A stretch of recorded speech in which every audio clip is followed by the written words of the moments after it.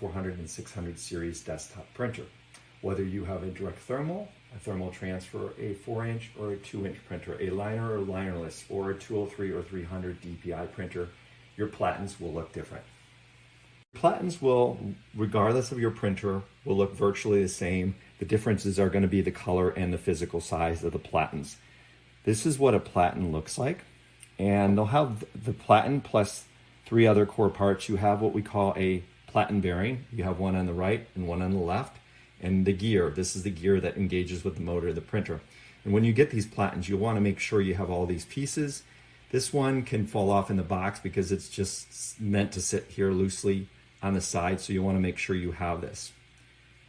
Now, this is a linerless printer, and depending on whether you have a 203 or 300 DPI version of the printer, the Platen will look different. Because the Platens are unless you measure the physical Platen, it's hard to tell the difference. So the color is the easiest way to tell the difference. This is a 203 DPI Platen. It's kind of this reddish orange color. And the 300 DPI Platen is this brownish color.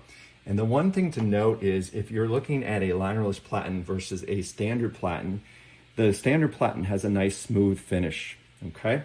The linerless Platen is silicone infused, and it has an orange peel finish. This helps reduce tacking of the media, and if you have tacking of the media and it gets stuck on the Platen, it can eventually lead to jamming. So this is really effective for dealing with linerless media.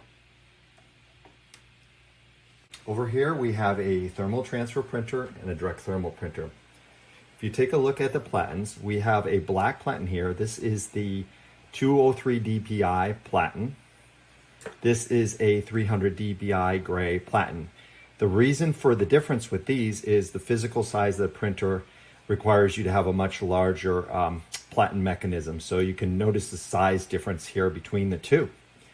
If you go over here to the direct thermal, this is the 203 DPI black Platen, and this is the 300 DPI gray Platen. The other thing I want to show is the smoothness. If you look at these Platens, these are for standard non-linerless media, where the ones we talked about before have the silicone infused and the orange peel finish to reduce tacking and mitigate issues related to jamming. Now you can see over here that we have our 2-inch printer. Again, the Platens are definitely smaller. We have linerless versions of this printer. So we have a 203 here, and we got a 300 DPI, corresponds with the same Platens that you have over here, but physically smaller. And we have a 203 DPI Platen here. The slightly smaller gray 300 DPI Platen is of course missing, but we do have that as well. I have a print head here. It's been removed from the printer. It's a direct thermal print head. You always want to make sure that you match up the print head that's in the printer with the Platen. So if this is a 300 DPI print head or a 203 DPI print head, you want to match it with the right Platen. In this case, this is a 203 DPI print head. So you want to match it up with, and it's direct thermal, you'll match it up with the Platen here, the 203 black Platen. So you'll always want to make sure when you're changing out print heads or Platens that the two are always in sync with one another.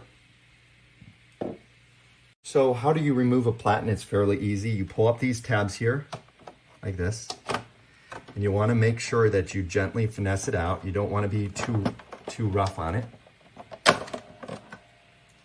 And here you go. You want to make sure if the Platen bearings come off, you want to make sure they're facing this way. So if you're looking at the Platen this direction, you want to make sure the hooks are facing in towards the printer. You can push it down like this, pop it in like this, snap it in place, put the bearings down, you'll hear them click into place, and you're set.